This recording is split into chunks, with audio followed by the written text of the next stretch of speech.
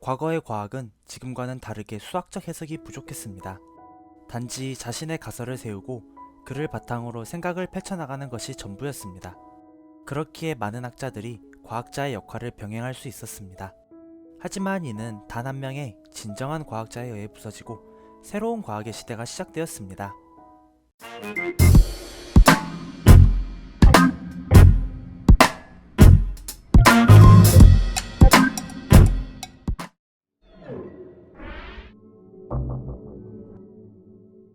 아이작 뉴턴은 17세기 영국의 물리학자이자 수학자, 천문학자, 자연철학자, 신학자, 경제학자, 연금술사입니다.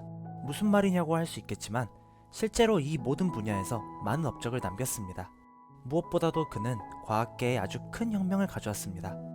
뉴턴 이전 시대의 과학은 어떠한 주제에 대해 가설을 먼저 세우고 그 후 그에 대한 논리를 맞춰나가며 해당 가설을 발전시키는 과정을 통해 이루어졌습니다.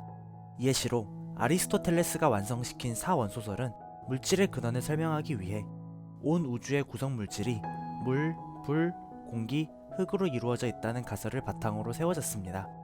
그리고 각 물질 사이의 상호작용을 통해 자연현상을 설명하는 시도를 하였습니다. 이는 현상에 대한 설명만 있을 뿐 그때까지의 과학과 마찬가지로 그에 대한 수학적 증명을 하지 못했습니다. 하지만 뉴턴은 이로부터 탈피하여 많은 현상들을 수학적으로 정리하였고 그가 세운 방정식을 통해 우주를 설명하였습니다. 이는 고대의 과학과는 완전히 다른 새로운 혁명이었습니다. 과거에는 물체의 운동에 대해 여러 과학자들의 추측만 있었을 뿐입니다.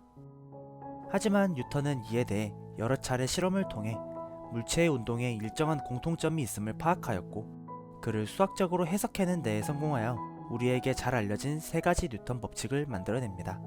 그를 통해 지구에서의 운동 법칙이 우주에서도 똑같이 적용된다는 것을 밝혀내었고 티코 브라해, 케플러 등 이전 세대의 천문학자들이 쌓아둔 관측결과 또한 설명해냅니다.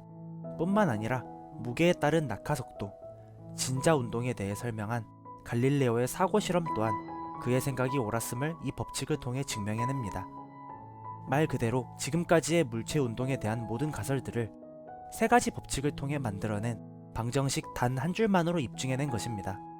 앞서 말한 뉴턴에 대한 소개에서 볼 수 있듯이 그는 물체의 운동 법칙, 중력의 수학적 기술뿐만 아니라 신학, 천문학 등등 다양한 분야에서 거대한 업적을 남겼습니다. 하지만 무엇보다도 가장 큰 업적은 자연현상을 수학으로 기술하기 시작하는 시대를 연 것입니다.